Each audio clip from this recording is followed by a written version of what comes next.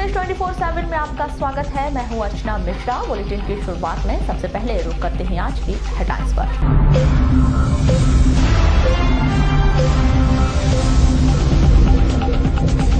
युवा दिवस के तौर पर मनाई गई स्वामी विवेकानंद की जयंती। शैक्षणिक संस्थानों में हुआ सामूहिक सूर्य नमस्कार। 7 वर्ष बाद भी कन्या छात्रावास का निर्माण कार्य अधूरा। राशि के लिए अटका निर्माण कार्य। नए कलेक्टर से बंधी उम्मीदें। कलेक्टर दीपक आर्य ने गौरव पथ का किया निरीक्षण। मोती गार्डन व पुराने बस स्टैंड की व्यवस्थाओं का लिया जायजा। और हर्षोल्लास के साथ मनाया जाएगा गुरु गोविंद सिंह जी का जन्मोत्सव। प्रकाश पर्व पर होंगे विविध धार्मिक आयोजन। और अब खबरें विस्तार से। नगर मुख्यालय सहित जिले भर में सूर्य नमस्कार कार्यक्रम का आयोजन किया गया। इस क्रम में नगर के उत्कृष्ट विद्यालय नवीन स्कूल बुड़ी के साथ ही अन्य विद्यालयों में भी सूर्य नमस्कार का कार्यक्रम किया गया। उत्कृष्ट विद्यालय में कलेक्टर दीपक आर्य, एसडीएम शिव गोविंद मरकाम, भाजपा नेत्री व नगरपालिका उपाध्यक्ष वीना कनौजिया, स्कूली छात्र छात्राओं व शिक्षकों के द्वारा सूर्य नमस्कार किया गया।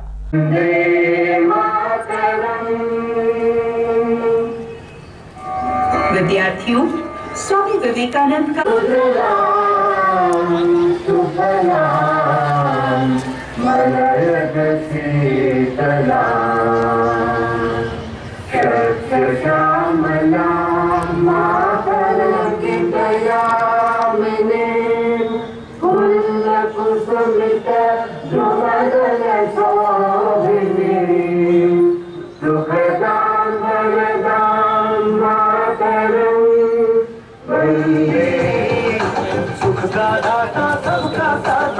का ये संदेश है। आपकी गोद पिता का आश्रय मेरा मध्य प्रदेश है।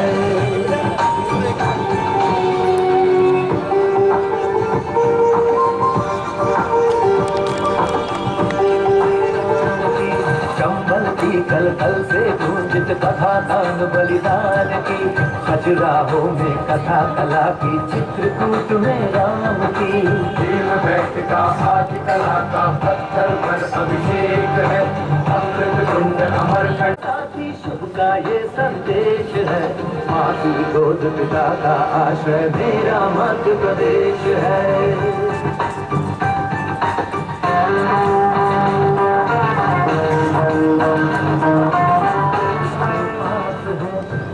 ज्ञान विज्ञान कला का लिखा गया इतिहास है। विंध्याचल का भार नर्मदा का जल पिता का आश्रय मेरा मध्य प्रदेश है।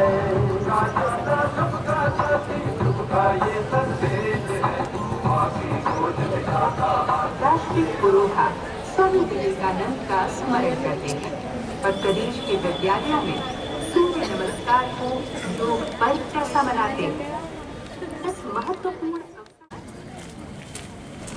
प्रार्थना मुद्रा 1, श्वास भरते हुए 2, हस्तोत्तानासन, श्वास छोड़ते हुए 3, पादहस्तासन, अश्व संचालन आसन, पर्वतासन,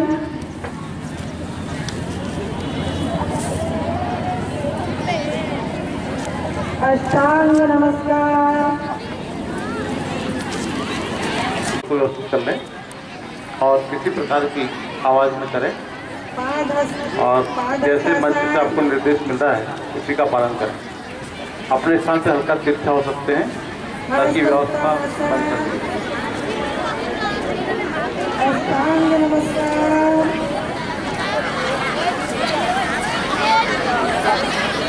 भुजंगासन,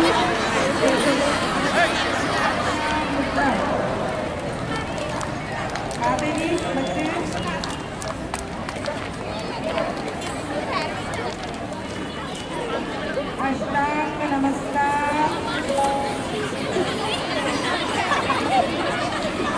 पर्वतासन,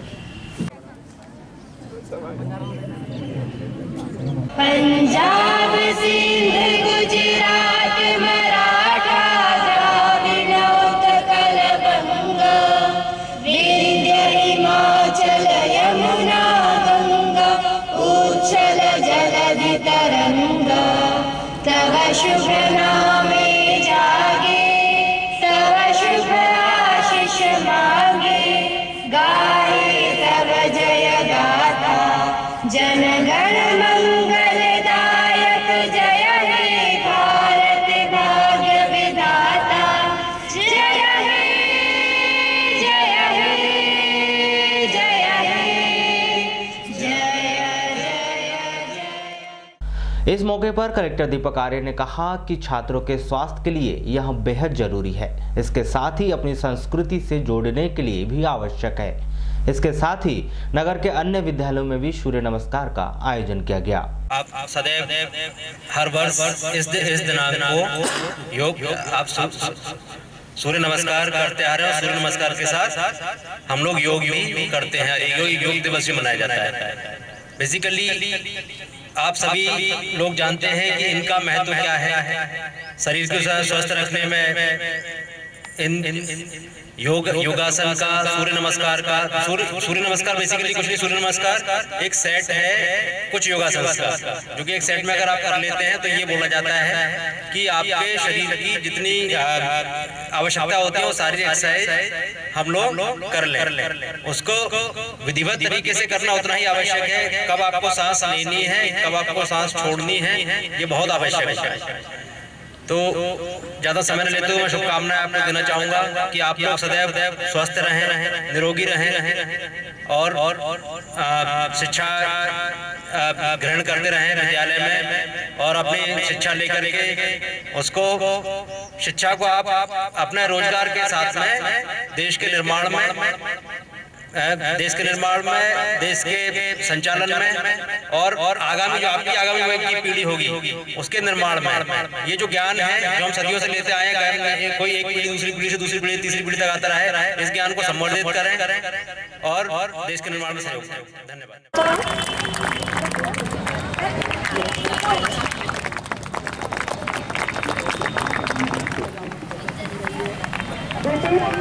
दीपाली कक्षा 10वीं से दीपाली, दूसरी स्थान आरती नमपुरे कक्षा 9वीं से,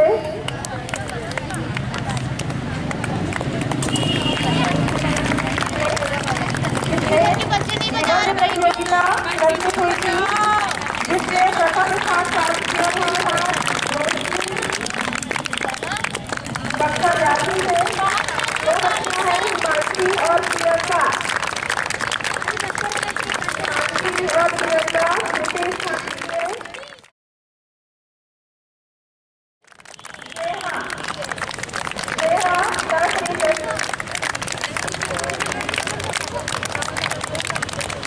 शासन के निर्देशों के अनुसार आज यहाँ पर उत्कृष्ट विद्यालय में सूर्य नमस्कार कार्यक्रम का आयोजन किया गया था। और सूर्य नमस्कार चूँकि स्वास्थ्य के लिए और बच्चों को आगामी शिक्षा के लिए और अपनी संस्कृति से जोड़ने के लिए अत्यावश्यक है, इसलिए यह कार्यक्रम यहाँ किया गया। सभी वरिष्ठ अधिकारी उपस्थित रहे।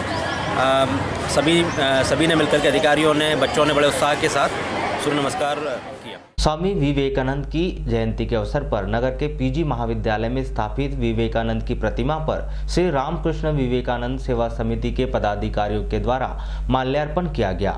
इस मौके पर समिति के अध्यक्ष MK लूथरा, DL इल्लारे, लोकेश इठवले, पंकज गुप्ता, श्रीमती शशि गिरी उपस्थित रही।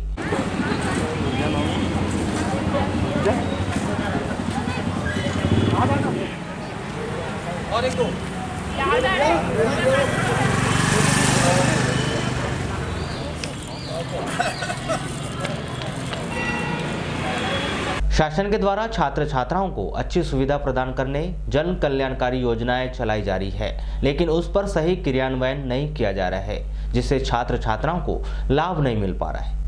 शासकीय जटाशंकर त्रिवेदी महाविद्यालय में अध्ययनरत छात्राओं को आवास सुविधा उपलब्ध कराने के लिए जिला मुख्यालय में आकाशवाणी के समीप छात्रावास बनाया जा रहा था। निर्माण कार्य प्रारंभ हुए 7 वर्ष से अधिक का समय बीत गया है, किंतु अभी भी निर्माण अधूरा ही है। छात्रावास नहीं बनने के कारण छात्राओं को किराए के कमरे में रहना पड़ रहा है। आपको बताएं कि छात्राओं के लिए 50 सीटर छात्रावास 80 लाख की लागत से बनना है। जिसका काम अब तक अधूरा ही है। इस संबंध में महाविद्यालय के प्राचार्य ने दूरभाष पर चर्चा में बताया कि आगामी 15 जनवरी को कलेक्टर कार्यालय में आयोजित बैठक में इस मामले से कलेक्टर को अवगत कराया जाएगा। कॉलेज प्रशासन की लेट लतीफी के चलते छात्रावास खंडहर का रूप लेने लगा है।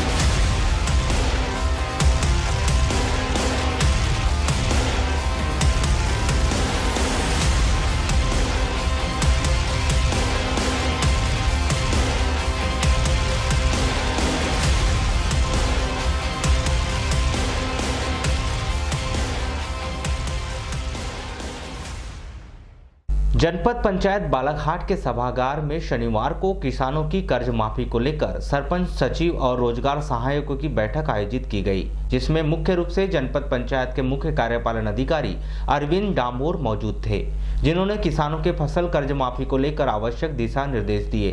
साथ ही प्रधानमंत्री आवास योजना के कार्यों में हो रही लेट लतीफी को लेकर कर्मचारियों को फटकार लगाकर नाराजगी जाहिर की। इस बैठक के संबंध में पंचायत इंस्पेक्टर दिलीप सांडिलेन ने आवश्यक जानकारी दी। इसकी समय सीमा में बातों को जारी करना, अगर आवास काम चालू हो गया, छत स्तर तक आ गया, तो उसके मनरेगा के मजदूर के मास्टर भी जनरेट होना चाहिए, ताकि समय पे उसका भी पेमेंट हो जाए और आवास भी आपका जल्दी कंप्लीट हो जाएगा। 17 का हिसाब क्या, कितने कंप्लीट हो जाएंगे इस महीने, मतलब आज कितनी तारीख, 12-18 दिन में कितने हो गए, 5 करोगे। ये साटी लीजिए, इसका कमिटमेंट देख लेना। कुमारी 40 आवास इस महीने हो जाएंगे, 30 तारीख लास्ट डेट। ठीक है, होगा। बलराम आपने हिसाब, अरे वहीं बैठ के बता दो, यहाँ बैठ के बता दो इस महीने। और मनरेगा के मास्टर जनरेट हो रहे हैं इस पे, क्योंकि मनरेगा का जो लेबर बजट स्वरूप 1 लाख खर्च करना है, तो आप लोगों को रणनीति तैयार करना पड़ेगी कि हमको कौन कौन से काम लेना पड़ेंगे, क्योंकि अब आपके पास कार्य अवधि जो समय है बहुत कम है, 60 दिन बड़ी मुश्किल से बचे होंगे, तो उसमें हमें मनरेगा का भी टारगेट पूरा करना है। तो इसमें सबसे अधिक जहाँ पर आवास है वहाँ पर आप मास्टर जनरेट कराएं। नहीं उतर पा रहे। देखिए, मैं ग्राम पंचायत कोसमी सरपंच हूँ और मेरे साथ 2 अन्य कर्मचारी रोजगार सहायक और सचिव भी होते हैं। अभी तक जितने दिशा निर्देश और आज हमारी बैठक थी जनपद में कि किसानों को कैसे लाभ दिया जाएगा, किन किसानों के आधार कार्ड लिंक है नहीं है, और नहीं है तो कौन से, एक ग्रीन पेपर है, एक गुलाबी कलर का पेपर है और एक वाइट कलर का है, ये 3 श्रेणियों में बांटा गया किसानों को। तो इसके आधार पर हमको किसानों को सूचना भी देना है। 26 जनवरी को ग्राम सभा होनी है, जिसमें किसानों को बताना है उनके जो नाम है, जो सूची आएगी हमारे पास, अभी तक तो आई नहीं है। पहले मुद्दा है कि हमारे पास सूची नहीं आ पाई है। सबसे पहले अगर हमारे पास सूची आ जाती है तो हम इस पर काम करना शुरू कर देंगे, क्योंकि कई सारी ऐसी पंचायतें हैं जहां अभी तक किसानों के खाते नहीं है या आधार लिंक नहीं हो सकते हैं, ऐसी कई सूचियाँ होंगी अभी।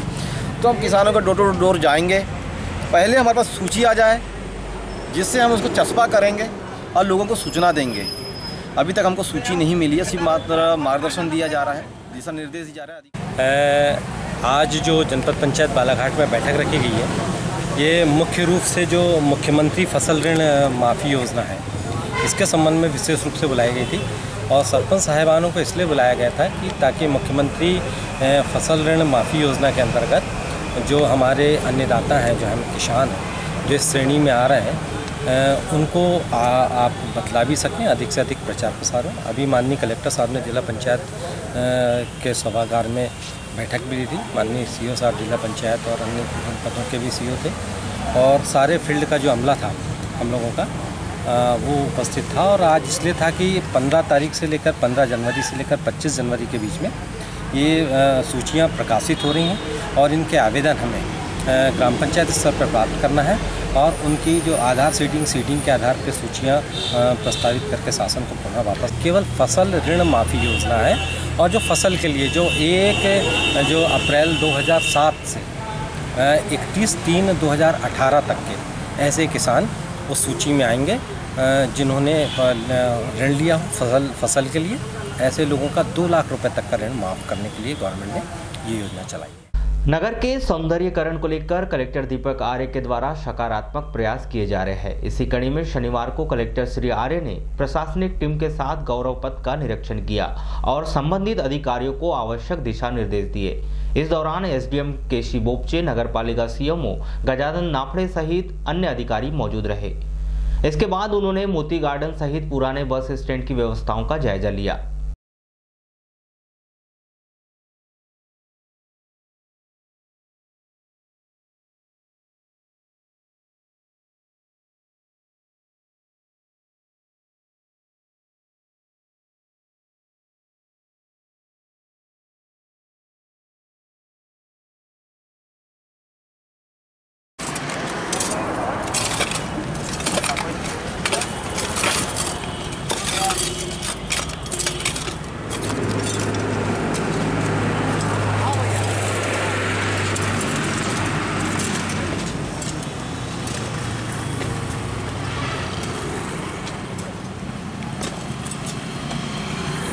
सिखों के 10वें गुरु श्री गोविंद सिंह जी महाराज का 352वां जन्म दिवस प्रकाश पर्व के रूप में 13 जनवरी को धूमधाम से मनाया जाएगा। इसको लेकर गुरुद्वारा श्री गुरु सिंह सभा बालाघाट में आवश्यक तैयारियां की गई है। प्रकाश पर्व के उपलक्ष्य में रविवार को श्री गुरुद्वारा सिंह सभा में सुबह से ही कार्यक्रम होंगे जो देर रात तक जारी रहेंगे। कार्यक्रम के संबंध में सिंध सभा के पदाधिकारी जसविंदर सिंह सोंधी ने आवश्यक जानकारी दी।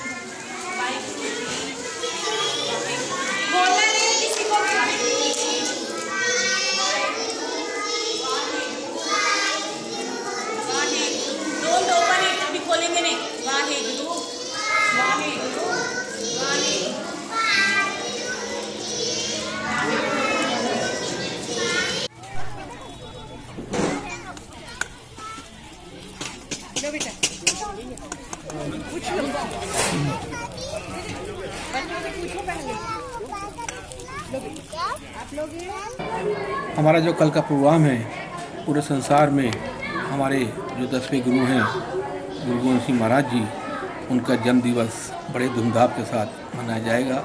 उसी को मुख्य रखते हुए बालाघाट की समूह साध संगत और सभी धर्म प्रेमी बंधु ने भी हमारे बालाघाट में जो कल 13 तारीख को गुरु गोविंद सिंह जयंती मनाने का निर्णय लिया है और उसके उपलक्ष्य में कल हमारे बाहर से आए हुए रागी भाई साहब भाई राजेंद्र सिंह जो उत्तर प्रदेश से यहाँ पधारे हैं, उनका शबद कीर्तन होगा और 1 बजे संप्रदाय होगी।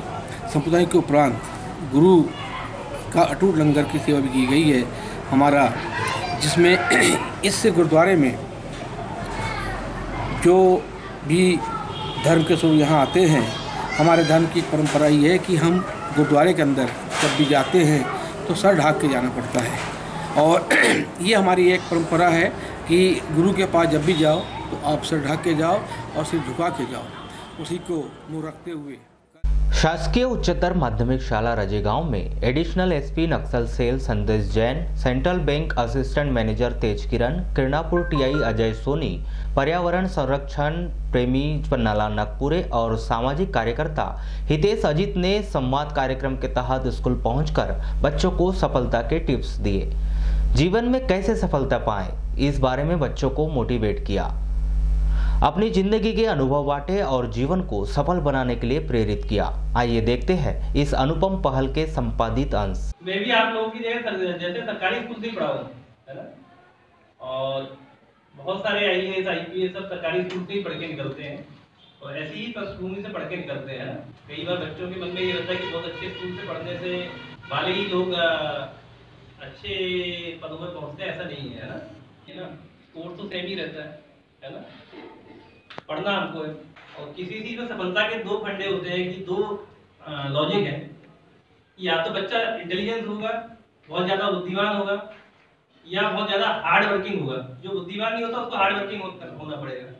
बुद्धिमान होगा तो एक बार में उसको कोई चीज़ पढ़ेगा तो उसको याद हो जाएगी, वो कर लेगा। बुद्धिमान बहुत ज़्यादा नहीं हो, बहुत ज़्यादा दिमागी चलता, उसको 3 बार पढ़ना पड़ेगा, तो मेहनत 3 टाइम्स करनी पड़ेगी, है ना। सक्सेस का जो फार्मूला है, success is equal to intelligence into success into hardness. कितनी आप उसमें आप मेहनत कर रहे हो, तो आप इंटेलिजेंस कम होगे तो आपको मेहनत ज़्यादा करनी पड़ेगी। तो आपको मालूम है कि आपका कितना दिमाग चल रहा है, कितना आपको आपका हर बच्चे का मेमोरी स्किल अलग अलग रहता है। मेरा सौभाग्य है और सबसे पहले सारी बातें कैरियर की रही है, तो एक सबसे खास बात है सफलता की, लेकिन सफलता का कोई शॉर्टकट नहीं है, उसके लिए पूरी मेहनत करना पड़ेगा। अभी इन्होंने पूछा कि कांस्टेबल बनने के लिए क्या करना पड़ेगा, मैं उसी बात पर आ जाता हूँ। पूरे समय, ये नहीं कि आज हमने फॉर्म भर दिया तो अब हम फिजिकल शारीरिक मेहनत करेंगे, ऐसा नहीं है। हमेशा शारीरिक मेहनत करते रहो, फॉर्म भरा हो या चाहे नहीं भरा हो। अगर आपने कब एग्जाम अभी सर अभी एडमिट कार्ड आने पर मान के चलिए कि आपने आज वैकेंसी निकली, वैकेंसी निकलने के बाद आपने फॉर्म भरा, फॉर्म भरने के बाद फिर आपने शारीरिक मेहनत शुरू की।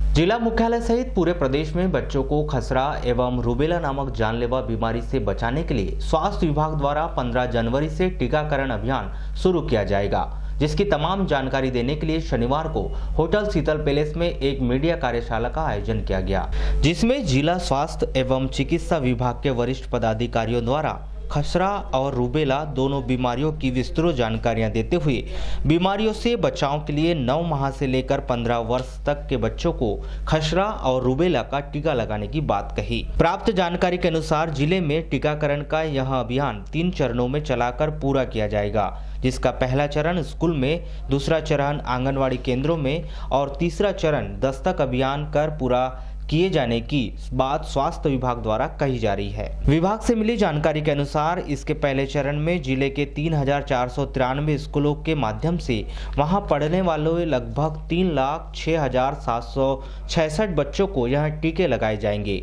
जबकि इसके दूसरे चरण में जिले की 2,265 आंगनवाड़ियों के माध्यम से लगभग 1,26,992 बच्चों को टीके लगाए जाएंगे। बात अगर पूरे जिले की करें तो पूरे जिले में 4,33,758 बच्चों को संक्रमण की इस बीमारी से बचाने के लिए खसरा और रूबेला के टीके लगाए जाएंगे।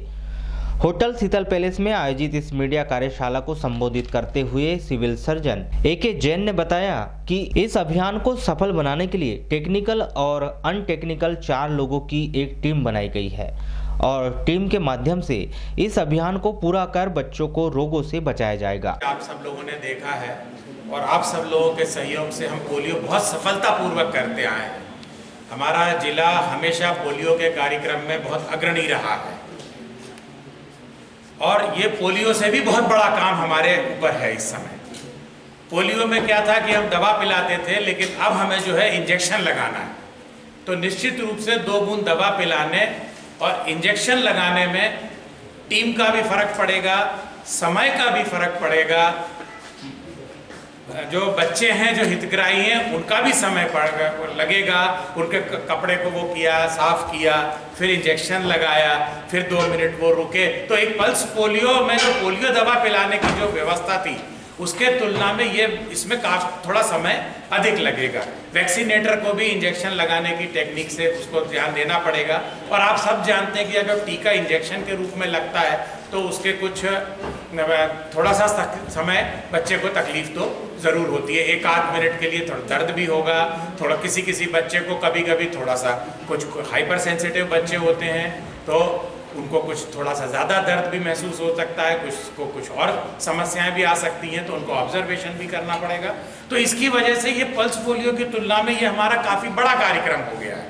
अच्छा, दूसरी बात इसमें जो परिवर्तन आया है वो सबसे बड़ा परिवर्तन ये आया है, हम पल्स पोलियो में 0 से 5 वर्ष के बच्चों को ले रहे थे, लेकिन अब हम ले रहे हैं 9 माह से लेकर और 15 वर्ष के बच्चों तक। वहीं शिशु रोग विशेषज्ञ डॉक्टर नीलय जैन ने बताया कि बच्चों में होने वाली इस जानलेवा बीमारी को हटाने का लक्ष्य 2022 तक रखा गया है, जिसे टीकाकरण कर पूरा किया जाएगा। विलुप्त हो रही है, कितने खुशी की बात और गौरव की बात है कि आने वाले सालों में पोलियो जो है वो जड़ से पूरे वर्ल्ड से विलुप्त हो जाएगा। इसी प्रकार ये जो MR टीकाकरण कार्यक्रम किया जा रहा है, मीजल्स और रूबेला, ये टीकाकरण कार्यक्रम भी इस प्रकार डिजाइन किया गया है कि आने वाले 2021-22 तक ये जो मीजल्स और रूबेला का जो बीमारी है ये पूरी दुनिया से इसका समूल नाश हो जाए। तो ये भी बहुत गौरव की बात और खुशी की बात भी होगी कि हमारी सबकी पीढ़ी इस मीजल्स और रूबेला की आखिरी पीढ़ी को अपने आंखों के सामने देखेंगे और 2022-23 में जो बच्चा पैदा होगा उसको मीजल्स और रूबेला का नामो निशान का पता ही नहीं होगा। तो इस प्रकार मीजल्स रूबेला जो होते हैं ये 2 बीमारियां होती हैं, दोनों वायरल इन्फेक्शन होते हैं। मीजल्स की जो बीमारी होती है और रूबेला की, दोनों का जो होता है एक सिम्टम एक सा होता है। दोनों बीमारियां प्रमुख रूप से 9 महीने से लेके 5 साल तक के बच्चों को होती है और इसमें दोनों बीमारियों में लाल रंग के चकत्ते आते हैं, बुखार आता है, सर्दी खांसी होती है और धीरे धीरे ये पीरियड इसका बच्चे का बढ़ते जाता है। 4-5वें दिन बच्चे की तकलीफें बहुत ज़्यादा बढ़ जाती हैं और 7वें-8वें दिन सारे के सारे जो दाने होते हैं, चकत्ते होते हैं, बुखार होता है, ये धीरे धीरे 8वें, 9वें, 10वें दिन कम हो जाता है। तो मीजल्स की जो टीका होता है वो मीजल्स की बीमारी से बचाता है। रूबेला का जो टीका होता है वो रूबेला की बीमारी से बचाता है। रूबेला नाम की बीमारी पहले ऐसा माना जाता था, बहुत से लोगों को दिग्भ्रांति थी कि महिलाओं में होती है, गलत है। जो रूबेला होता है ये भी वायरल इन्फेक्शन होता है और ये पुरुष और महिलाओं में समान रूप से होता है। ये जो रूबेला की बीमारी होती है, यदि किसी महिला को गर्भवती अवस्था में हो जाए, सपोज पहला ट्राइमेस्टर जो होता है, 9 महीने की प्रेगनेंसी होती है, उसमें पहले, दूसरे, तीसरे महीने में यदि किसी महिला को। वहीं अंतर्राष्ट्रीय स्वास्थ्य मिशन के SMO अशोक जामकाय ने बताया कि इस बीमारी से भारत में प्रतिवर्ष 1 लाख गर्भवती महिलाएं और बच्चों की मृत्यु हो जाती है या फिर बच्चे विकृत पैदा होते हैं। पूरे दुनिया में खसरे की बीमारी की वजह से 1,34,000 बच्चे हर साल मरते हैं, उसमें से 49,200 बच्चे अकेले भारत में मरते हैं। 49,200 मतलब 50,000 के करीब ही आंकड़ा हुआ, जो कि पूरे दुनिया में मरने वाले बच्चों के आंकड़े के मतलब 40% हो गए। उसके अलावा जो सर ने बताया, रूबेला बीमारी प्रथम 3 माह में गर्भवती महिलाओं में होती है। उसकी वजह से या तो जन्मजात विकलांग बच्चे पैदा हो सकते हैं या मृत बच्चे पैदा हो सकते हैं या फिर मतलब गर्भवती महिलाओं में एबॉर्शंस भी हो सकते हैं। ये सारी दिक्कतें रूबेला की वजह से गर्भवती महिलाओं में हो सकती हैं। ऐसे भारत में हर साल 40,000 से 50,000 गर्भवती महिलाएं रूबेला की वजह से अफेक्टेड होती हैं, जिनके एबॉर्शंस होते हैं, जिनके मृत बच्चे पैदा होते हैं या फिर बच्चा पैदा हुआ तो वो जन्मजात विकलांगताएं या विकृतियां लेके पैदा होते हैं। तो दोनों को कुल मिला के अगर अपन जोड़ देते हैं तो भारत में, अकेले भारत में हर साल 1 लाख गर्भवती महिलाएं या बच्चे इन 2 बीमारियों की वजह से मतलब प्रभावित होते हैं। और लाइलाज बीमारी है, जैसे जैन साहब ने बताया कि मतलब ये वायरस की वजह से होता है, तो इसका कोई खास ट्रीटमेंट अवेलेबल नहीं है। इसका एक ही मतलब सुरक्षित मतलब प्रिवेंशन का तरीका है कि इसका टीकाकरण किया जाए और अपने पास इसका बहुत ही सुरक्षित और कारगर टीका उपलब्ध है। अब तक अपन नियमित टीकाकरण में मीजल का टीका लगाते आ रहे हैं, प्राइवेट हॉस्पिटल्स में भी MMR नाम का टीका लगते आ रहा है। ये सब मेहनत गवर्नमेंट ने करने के बावजूद भी अपने देश के 1 लाख लोगों को इससे दिक्कत पैदा हो रही थी, बच्चों की मौतें हो रही थी। उस बच्चे को इसके अलावा कार्यक्रम अधिकारी डॉक्टर शैलेश डहरिया ने बताया कि इस अभियान को पूरा करने के लिए जिले में 360 टीमें बनाई गई है, जो स्कूलों, आंगनवाड़ी और दस्तक अभियान के माध्यम से टीकाकरण का कार्य करेगी। ये 16 जनवरी से चालू होगा और इसमें क्या क्या रहेगा, क्या गतिविधियां संचालित की जाएंगी और इसमें आपकी एक महत्वपूर्ण भूमिका इसमें रहती है कि जब तक हम कोई काम करें और वो जन जन तक ना जाए और उसमें मीडिया बंधु हमारे साथ ना हो तो वो कार्य परिणत नहीं हो सकता। भारतीय जनता पार्टी ग्रामीण मंडल गर्रा द्वारा शनिवार को स्वामी विवेकानंद जयंती और नव वर्ष मिलन समारोह का आयोजन किया गया, जिसकी शुरुआत भारत माता, स्वामी विवेकानंद और पंडित दीनदयाल उपाध्याय के छायाचित्र पर माल्यार्पण कर की गई। समारोह के दौरान कार्यक्रम में उपस्थित अतिथियों ने युवाओं के प्रेरणा स्रोत स्वामी विवेकानंद जी के जीवनी पर प्रकाश डालते हुए उनके बताए हुए मार्ग पर चलने का संकल्प लिया।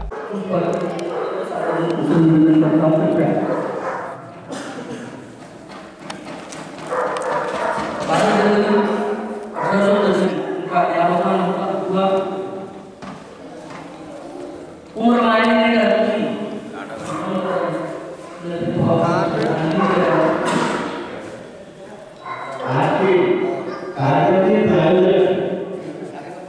आज हमारे यहाँ पर स्वामी विवेकानंद जी का जयंती समारोह था।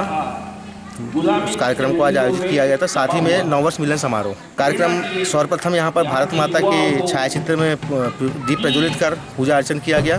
साथ ही स्वामी विवेकानंद जी के दीप प्रज्वलन किया गया। क्या मकसद था इस कार्यक्रम को करवाने के लिए? मकसद कुछ नहीं, हमारे युवाओं के प्रेरणा स्रोत स्वामी विवेकानंद जी, जिनके विचारों की हमें बहुत आवश्यकता है और आज के समय में उनके विचार वाकई में बहुत मायने रखते हैं। उनके विचारों से प्रभावित होकर जयंती समारोह मनाना चाहिए विवेकानंद जी का, स्वामी जी का। इस उपलक्ष्य में साथ में नववर्ष मिलन समारोह भी सभी भारतीय जनता पार्टी कार्यकर्ताओं के साथ मिलकर मनाया गया।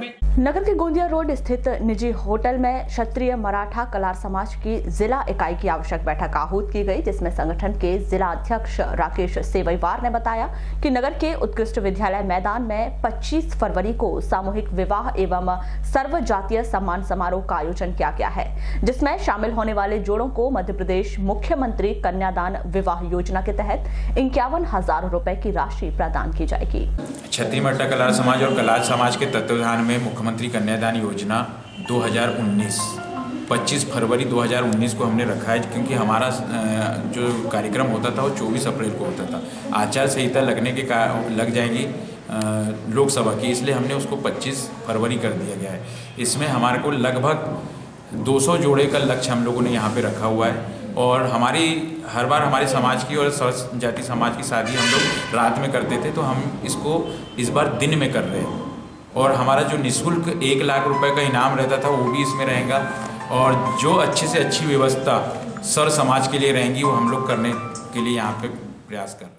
आदिवासी जनजाति विभाग के अंतर्गत परसवाड़ा के ग्राम पंचायत छपरवाही संकुल मोहनपुर वनग्राम तल्लाबोड़ी में शासन के आदेशानुसार स्वामी विवेकानंद के जन्म दिवस के अवसर पर शासकीय प्राथमिक शाला तल्लाबोड़ी में सूर्य नमस्कार का आयोजन किया गया, जिसमें ग्रामीण और विद्यार्थी शामिल हुए। इस अवसर पर सूर्य नमस्कार और योगासन की विभिन्न क्रियाओं का संचालन किया गया। कार्यक्रम में शाला प्रभारी प्रधान अध्यापक महेश राउतकर, शिक्षक उमाशंकर नकपुरे, एसएमसी के अध्यक्ष जागूलाल मेरावी सहित अन्य सदस्य मौजूद रहे। लोधी छात्रावास भटेरा चौकी में पूर्व जिला पंचायत सदस्य उम्मेद लिल्हारे द्वारा जिला लोधी महासभा की बैठक आयोजित की गई, जिसमें विभिन्न मुद्दों पर विचार विमर्श किया गया। वहीं जिला लोधी महासभा की नई कार्यकारिणी के गठन पर चर्चा की गई, जिसके लिए आगामी 1 फरवरी को बैठक आयोजित की गई है। इस अवसर पर पूर्व कैबिनेट मंत्री डोमन सिंह नकपुरे, जिला लोधी महासभा के जिला अध्यक्ष रामकुमार नकपुरे सहित अनेक पदाधिकारी मौजूद रहे। लगभग साल भर पहले से समाज के वरिष्ठ लोगों की ये मांग थी कि समाज का संगठन शून्य अवस्था में काम नहीं कर रहा है। इसको लेकर बहुत सा दबाव समाज के वरिष्ठ लोगों का मुझ पर था। मैंने उनसे कहा था कि चुनाव खत्म होने दीजिए, चुनाव में अभी जैसा आपको लगता है वो करने दीजिए, उसके बाद चुनाव के बाद हम बैठक बुलाएंगे। और ये बैठक भी मैंने आज बुलाई थी, और इस बैठक में मैंने सभी लोगों को, जितने वरिष्ठ हैं, सबसे बात हुई थी कि बैठक में आना है, जिसमें पूर्व मंत्री डोमन सिंह नकपुरे जी आए थे, वर्तमान जो अध्यक्ष हैं हमारे रामकुमार नकपुरे जी वो भी आए थे, पूर्व अध्यक्ष जितेंद्र मोहारे जी भी आए थे, पूर्व अध्यक्ष लक्ष्मी नारायण बिरणवार जी भी आए थे, और ब्लॉक के और बड़े बड़े वरिष्ठ लोग, महामंत्री लोग, अच्छे लोग इसमें शामिल हुए थे। आज सबके बीच में मैंने ये बात रखी कि भाई बड़ा कमज़ोर हो रहा है संगठन हमारा, इस पर क्या चर्चा, क्या कहना सबका। तो सब लोगों ने एक स्वर में कहा कि जो भी संगठन है इसको भंग करिए, और भंग करने के बाद नया गठन बनाकर और फिर पूरा समाज में जितने भी नए रजिस्ट्रेशन हैं, अलग अलग संगठन हैं, इनको सबको मिटाकर एक संगठन के नीचे पूरे संगठन काम करेंगे। ऐसा करके सबकी राय आई है और सबकी सहमति से हमने 1 तारीख को 1 फरवरी को जिले का नया संगठन तैयार करके नया अध्यक्ष, नई बॉडी, नए मेंबर और नए तरीके से समाज हित में काम करने के लिए 1 फरवरी तय हुई। कान्हा नेशनल पार्क प्रबंधन द्वारा बीते दिनों से चलाए जा रहे विशेष कार्यक्रम अनुभूति के तहत पार्क से लगे क्षेत्रों के बच्चों को पार्क का भ्रमण करवाया जा रहा है, जल, जंगल और जमीन के बारे में जानकारी दी जा रही है। इसी श्रृंखला में आज मशहूर फिल्म अभिनेत्री दिया मिर्जा भी कान्हा पार्क पहुंची, जिन्होंने बच्चों को पर्यावरण संरक्षण के बारे में जानकारी दी। वहीं उनके द्वारा वन्य प्राणियों की महत्व और सुरक्षा के बारे में बताया गया। बच्चे भी फिल्म अभिनेत्री को अपने बीच पाकर काफी खुश नजर आए। इस अवसर पर कान्हा राष्ट्रीय पार्क के क्षेत्र संचालक कृष्णमूर्ति राव सहित अन्य अधिकारी मौजूद रहे।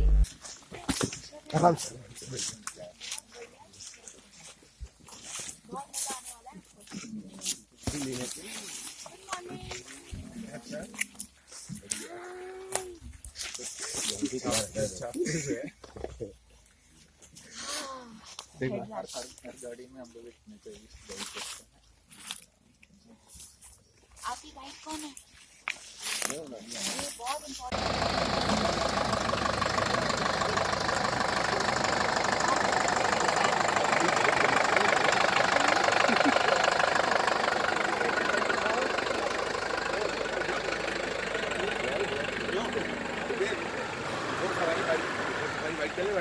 हाँ कर लेते ना। हाँ क्यों जाएंगे?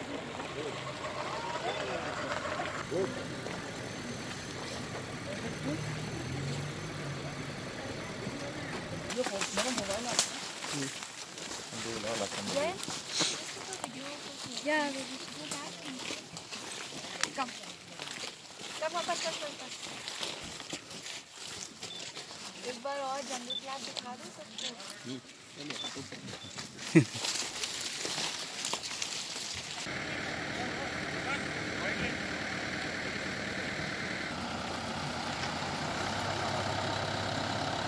गाड़ी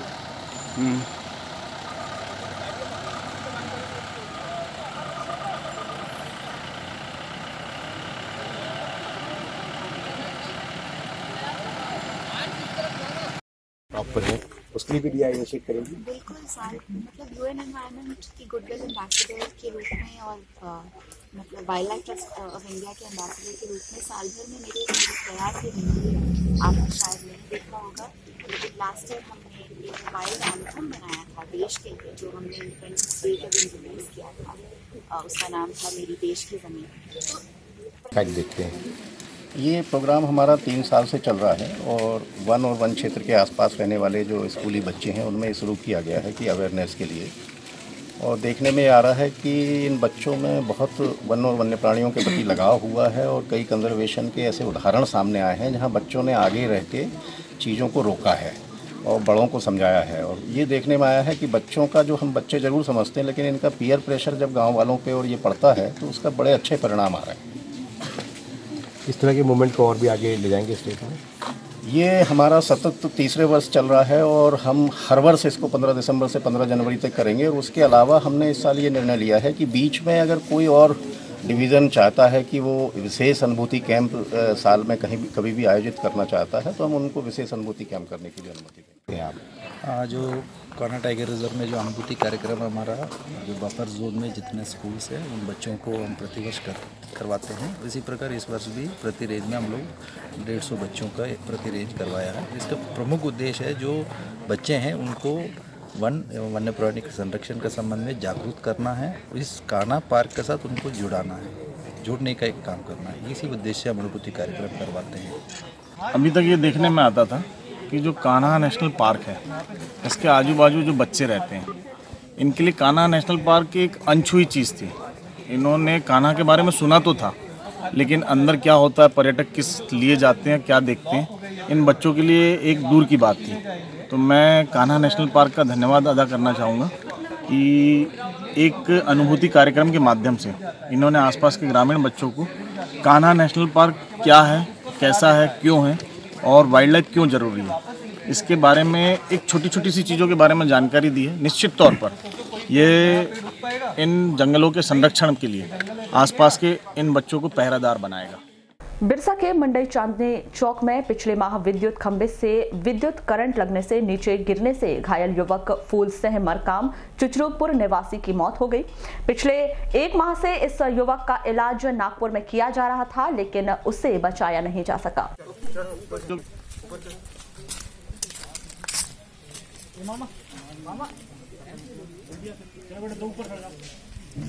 गाड़ी कहाँ है आपकी? करंट से जलने का और उसकी मृत्यु हो गई, क्या है पूरा मामला? ये 9/12/18 में तारीख की बात है। मडई का चांदनी चौक क्षेत्र है, वहाँ पर प्राइवेट ठेकेदार के द्वारा लेबर से काम कराया जाता है, फूल सिंह मरकाम से। उसी दौरान लापरवाही पूर्वक शायद उसने लाइट चालू कर दी थी, जिससे उसकी मौत हो गई थी। तो मामले में यहाँ बिरसा बालाघाट से रेफर होकर वो नागपुर में उसका इलाज चल रहा था। जब 10 तारीख को उसकी 10 जनवरी को मौत हो गई, उसमें मर्ग कायम कर लिया है। मर्ग जाँच में जो तथ्य आएंगे उसके हिसाब से ठेकेदार या जो भी बिजली विभाग के कर्मचारी हैं उन पर कार्रवाई की जाएगी। वारासिवनी अंतर्गत ग्राम पंचायत मुरझड़ में स्थित शासकीय मत्स्य बीज प्रक्षेत्र का शनिवार को कलेक्टर दीपक आर्य ने निरीक्षण किया। इस दौरान कलेक्टर श्री आर्य ने मत्स्य बीज उत्पादन की प्रक्रिया को समझकर प्रक्षेत्र में बीज उत्पादन के लिए रखी गई कतला सहित अन्य प्रजाति की मछलियों के बारे में जानकारी लेकर मत्स्य उत्पादन को बढ़ाने के निर्देश दिए। उप संचालक मत्स्य उद्योग श्रीमती शशि प्रभा ध्रुवे ने मत्स्य बीज उत्पादन के तकनीक एवं प्रक्रिया की जानकारी दी।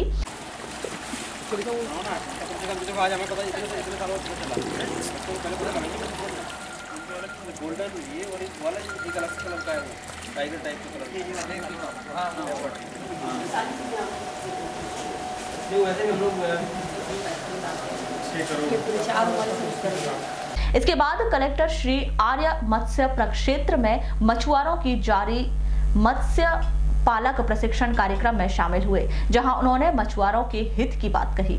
उसके आधार पर सर उसको पिछले 10-11 साल से मैं करते आ रहा हूँ। जो इस बार सर एक कंपनी थी, वो एनजीओ के तहत, वो इंदौर से था।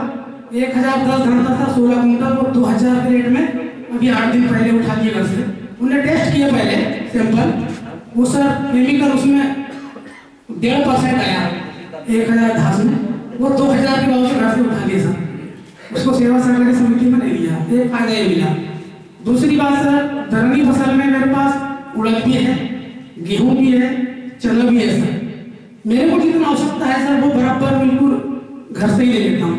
दूसरी बात सर, व्यवसायिक रूप में जो प्रतिदिन मार्केट से 2 रुपया मिले, उसके लिए सर करीब 70-80 ढेर सब्जी का ले लेता हूँ। वो टोटल ऑर्गेनिक है, उसमें सर लगातार, यानी वो मेरी जमीन खाली नहीं रहेगी। ये सर उसमें घर में ही खाद बनाना, कंपोस्टिंग करना, घास निकालना, जीवामृत बनाना, दवाई बनाना, ये है सर। सर कोई कंपनी वाले थे, उन्होंने सर यूट्यूब में भी डाल दी, मेरे नाम से सर्च होता है। विद्यालय पहुंचे थे, किसानों को प्रशिक्षण दिया, किस संबंध में जानकारी दी और क्या उद्देश्य? बेसिक ये किसानों की एक प्रशिक्षण शाला थी, जिसमें जो लक्ष्य शासन का कृषकों की आय दुगनी करना 5 वर्षों में, उसी पे कार्य किया, उसी पे ये लोग बात कर रहे थे। विभिन्न जो ज़िले की क्षमताएं हैं, पोटेंशियल्स जो हैं डिस्ट्रिक्ट के, कि क्या क्या चीज़ें हम लोग यहाँ उत्पादन कर सकते हैं और जो कमियां हैं उन चीज़ों पे बात की गई। हमारे प्रोफेसर्स थे, उन्होंने काफ़ी सारी अच्छी बातें बताई और हम लोग प्रयास करेंगे कि कुछ चीज़ों का इम्प्लीमेंट हम लोग कर पाएँ। सर किस तरह से आय दुगनी कर पाएंगे किसान? वही किसानों की आय दुगनी करने के बहुत सारे तरीके हैं। ये रिचुअल है जो सभी लोग बोलते हैं हमेशा से कि हमें 2 तरीके से आय दुगनी करना पड़ेगा। एक तो उनका इनपुट कॉस्ट जो है उसको कम करना है, और दूसरा होगा उनका मार्केटिंग लिंकेज उनके करने हैं। तो ये सारे अब ये सारी चीज़ें ऐसी हो चुकी हैं, हर कोई सुनता, हर कोई बोलता, हर कोई सुनता है। प्रैक्टिकली हम लोगों को, हमारा प्रयास ये रहेगा हम प्रैक्टिकली इसको कर पाएँ और फील्ड पे हम इस चीज़ को उतार पाएँ। तो इसलिए मैंने अभी अनुरोध कृषकों से किया है, जो कृषकों की टीम है, हमारे डीडीए साहब, इन लोगों से को बोला गया है। वारासिवनी क्षेत्र अंतर्गत सेवा सहकारी समिति में धान का परिवहन न होने के कारण कुछ समिति को धान खरीदने में परेशानी हो रही है। वहीं बारदाने की कमी के चलते वारासिवनी स्थित वृहताकार सेवा सहकारी समिति में शनिवार को किसानों की उपज की खरीदी नहीं की गई, लेकिन शनिवार को दोपहर बाद समिति में 15,000 बारदाने आ गए हैं। रविवार से पुनः किसानों से धान खरीदी की जाएगी। वहीं किसानों को पीडब्ल्यूडी विभाग कार्यालय परिसर में अपनी उपज डंप कर विगत 4 दिन से कड़कड़ाती ठंड में जगवाली करना पड़ रहा है। मेरा नाम कोमोटन टेमरे, मदनपुर रहते हैं। आप भी धान बेचने आए? हाँ, धान बेचने आए। तो कब आए आप? मैं आया हूँ बुधवार की रात को। कितने दिन हो गए? 4 दिन हो गए। 4 दिन हो गए। तो 4 दिन से यहाँ रात में भी रुकना पड़ रहा है? यहाँ रात को रुकते हैं, दिन को रुकते हैं, और घर से खाना बुलाते हैं, खाना यहीं खाते हैं। अब ऐसा है कभी जाते हैं, नाश्ता पानी करते हैं, अब रात को शाम को जाएंगे, खाना लेके आते हैं, रात को यहाँ रुकते हैं। रात यहाँ रुकना पड़ रहा है? रात को यहाँ रुकते हैं, दिन को ही रुकते हैं। और ठंड लगती तो भी क्या करते हैं? ठंड लगते हैं तो कहीं नहीं, लकड़ी की व्यवस्था नहीं, कुछ नहीं, लाते हैं पहला कहीं से और कहीं तोड़ता के लकड़ी लाते हैं, उस टाइम तापते हैं और घर पर सोते हैं।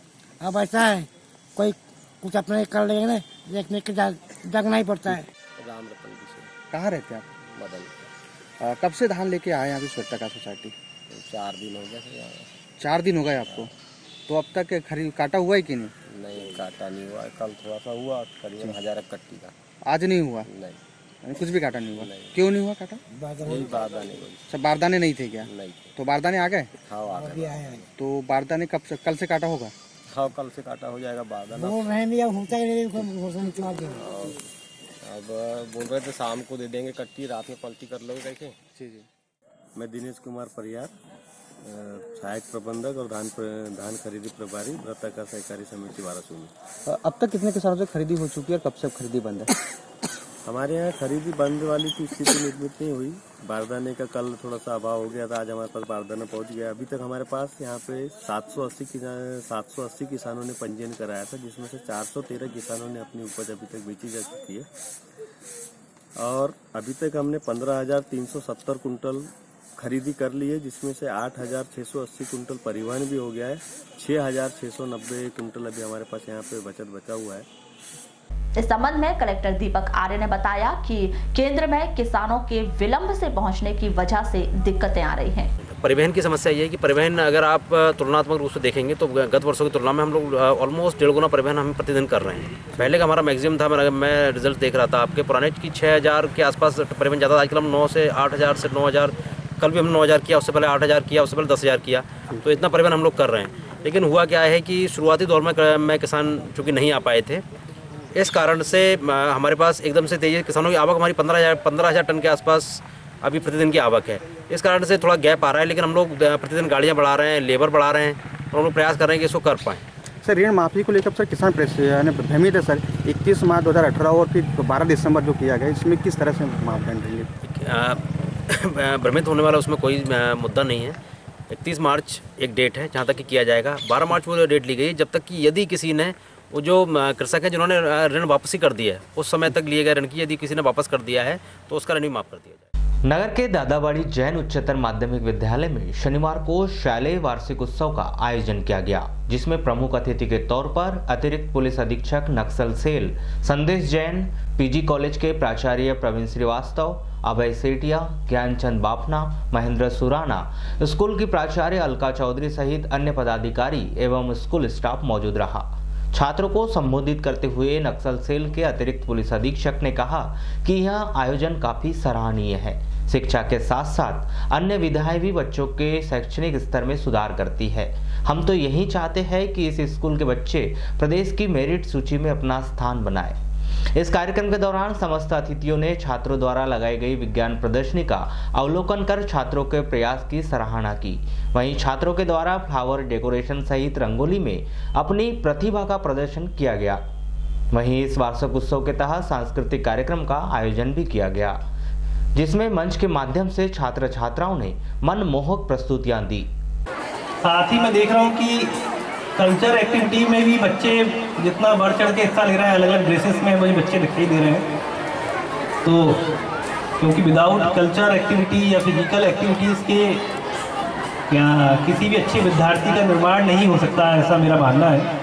तो जिस टाइप प्रकार से यहाँ पे एक संपूर्ण विद्यार्थी बनाने के लिए, जो एक योग्य छात्र बनाने के लिए जो यहाँ प्रयास किए जा रहे हैं, वो यहाँ दिखाई दे रहे हैं। और मुझे आशा है कि आगे जाकर ये जो विद्यार्थी हैं, ये प्रदेश में, देश में और विदेशों में भी स्कूल का नाम रोशन करेंगे और विभिन्न प्रतियोगी परीक्षाओं में भी ये बच्चे मुझे सिलेक्ट होकर दिखाई देंगे। और आशा करता हूँ कि आगे सालों में हर साल जो प्रदेश की वरीयता सूची बनती है, उसमें टॉप 3 में इस विद्यालय के विद्यार्थी लगे, ऐसा मैं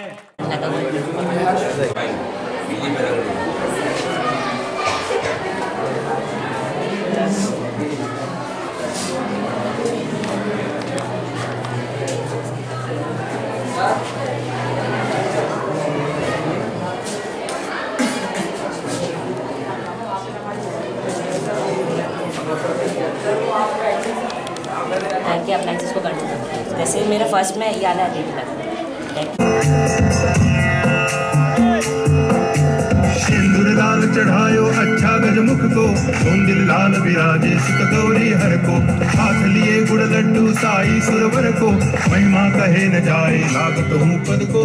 जय देव जय देव जय जय जी गणराज विद्या संदाता, धन्य तुम्हारो दर्शन मेरा नाथ कहावे, संत की संपत्ति सब ही भरपूर पावे, ऐसे तुम महाराज मोको अति भावे, गोसावी नंदन नित्य दिन गुण गावे।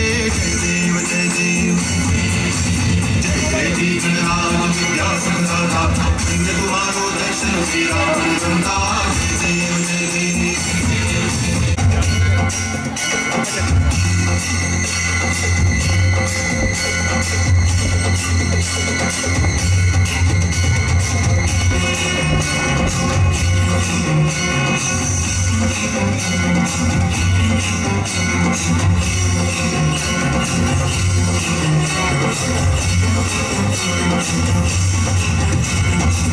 लोटांगण बंदीन चरण डोळ्यान पाहिन रूप तुझे, प्रेमे अलंगिन आनंद पूजन भावे वाळीन भळे नाम, तुमेव माता पिता तुमेव, तुमेव बंधुश्च सखा तुमेव, तुमेव विद्या शरणं तुमेव, तुमेव सर्वं देव देव।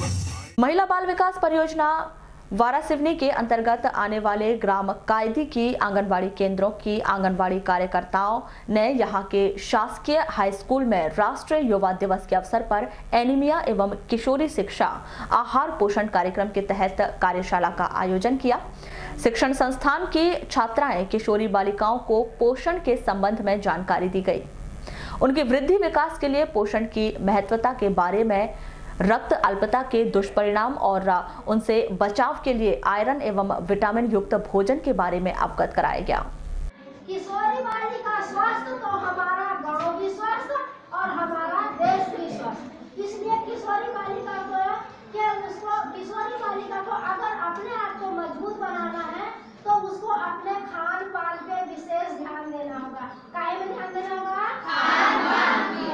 उसके खान पान में हर विटामिन की चीज का समावेश होना चाहिए। दाल भात अकेला खा ले तो क्या उससे हमारा पूरे पोषक तत्व मिले क्या?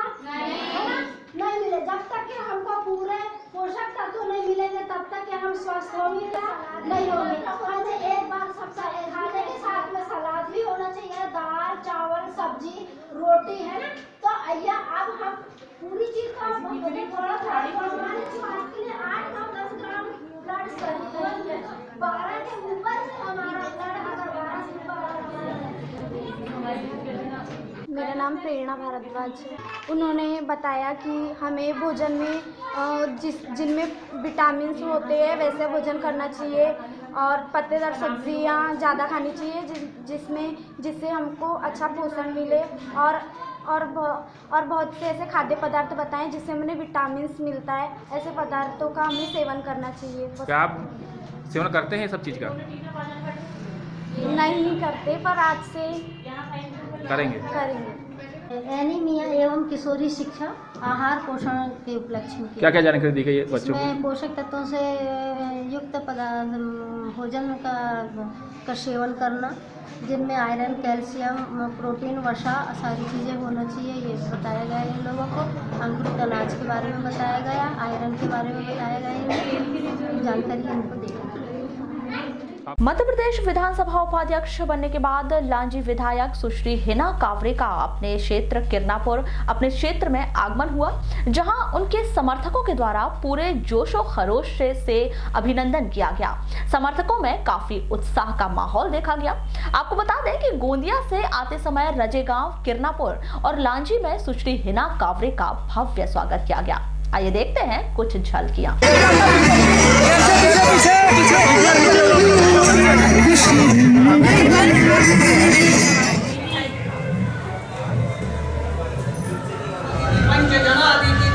शांति अंतरिक्ष शांति पृथ्वी शांति सदा शांति नमस्ते शांति सुख शांति भवन्तु श्रीमन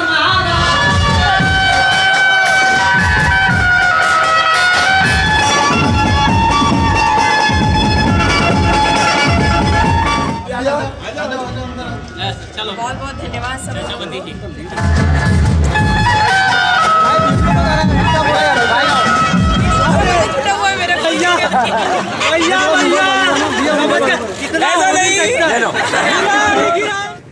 वो सारे लोगों में एक ही बात उनके दिल और दिमाग में रहती है कि हिना दीदी राजनीति की उस ऊंचाई पर पहुंचे जहां आप लोग सब मेरे पिता स्वर्गीय श्री लिखीराम कांवरे जी को देखना चाहते थे।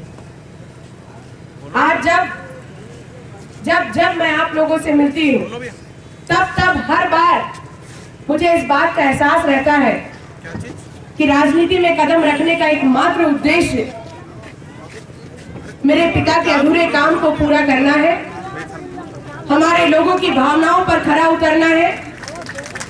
ये उद्देश्य राजनीति में आने का है। मैं जानती हूँ कि आप सारे लोगों में जब मध्य प्रदेश में कांग्रेस की सरकार बनी तो सबको ऐसा लग रहा था कि कोई मंत्री बने या मत बने लेकिन हिना दीदी तो जरूर मंत्री बनेगी, ऐसा सबको लग रहा था और सब लोगों ने वैसी तैयारी करके रख लिया था। लेकिन कुछ ऐसी दिक्कत आई कि जब ईश्वर ने शायद कुछ और सोच के रखा था, आज मध्य प्रदेश विधानसभा में उपाध्यक्ष का पद आपकी बेटी को मिला है। आप सब जानते हैं कि मध्य प्रदेश के इतिहास में पहली बार उपाध्यक्ष का पद सत्ता पक्ष में रहा है और आपकी बेटी को महिला के रूप में पूरे मध्य प्रदेश में। बुलेटिन के अंत में एक बार फिर नजर आओ देखिए आज की हेडलाइंस पर।